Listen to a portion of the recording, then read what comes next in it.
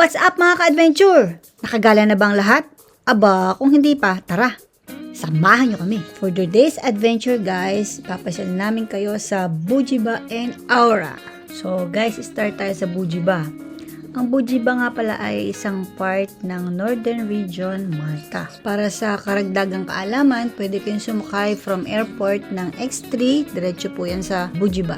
From Valletta naman, pwede kayong mag-take ng bus number 31, 45 and 48. So mga ka-adventure, ito nga pala yung former Dolmen Hotel. Ang kanyang new name ay Doubletree by Hilton. Diyan po ang first job ng inyong lingkod.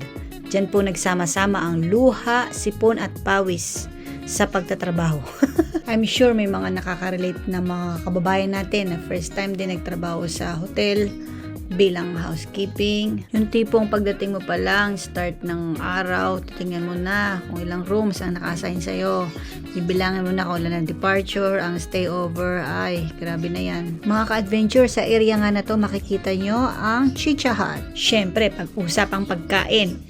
Winner tayo dyan. Kung nakikrave kayo sa mga pagkain Pilipino, yung mga budel-budel fight, meron dyan seafood, meron mga meat, barbecue, ano pa ba, basta mga lutong pagkain Pilipino, andyan. Masarap na, affordable pa. Kaya Chicha Hut, beke naman! Ito naman ang port ng ferry boat papuntang Gozo and Comino and Slima. Sa kabilang side ng island, makikita natin guys yung mga fish cages, no? Ito yung mga palaisdaan. Ang kagandahan dito guys, talagang nasa dagat din yung kanilang fish pond. Meron lang siyang kulungan. So, yung yung tubig niya is talagang salt water pa rin. Ayan mga ka-adventure, sa pagpapatuloy ng ating paglalakbay dito sa Bugiba, approaching na tayo ng way papunta sa Aura. Ito yung kadugsong bali ng Bugiba. Dito natin matatagpuan yung Malta National Aquarium. Para sa mga mahilig mag-walking, ito po ay isa sa pinakamagandang area. Bukod sa meron talagang walking path, sobrang fresh ng hangin, tapos yung ambience niya sobrang calm, yun, nakaka-relax. Yung view pa lang ng dagat, nakaka-relax na. Tapos may mga restaurants dyan, gusto nyong mag-coffee, magpastitsi, ganyan. Yung area na yan guys, pag summer, punong-puno ng mga turista yan, kahit mga locals. Sa ganda ng beach, ang sarap mag-swimming dyan. Mapapansin nyo lang guys, walang masyadong mga bubong dyan o mga puno. Ang mga tao dito pag nagsuswimming, ang habol talaga nila yung init ng panahon.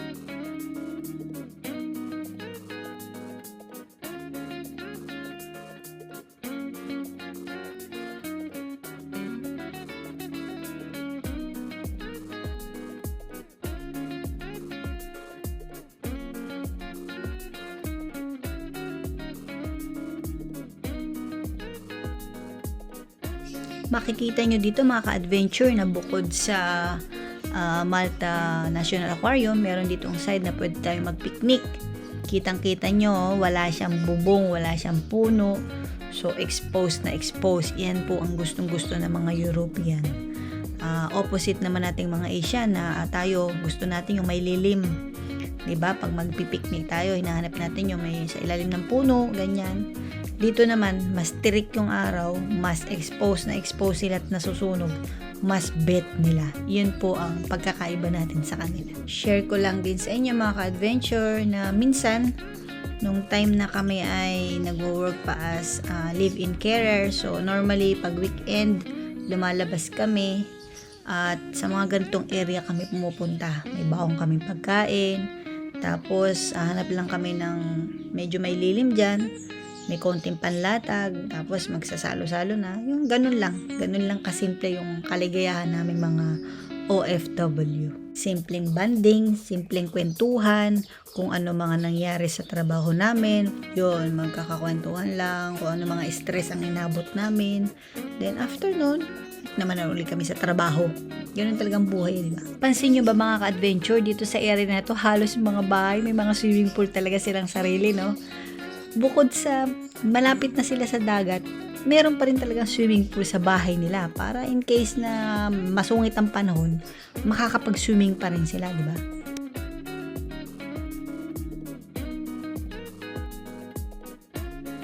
Dito guys sa tabi ng aquarium, matatagpuan nyo yung famous na Cafe Del Mar. Ang party-party yan pagka summer.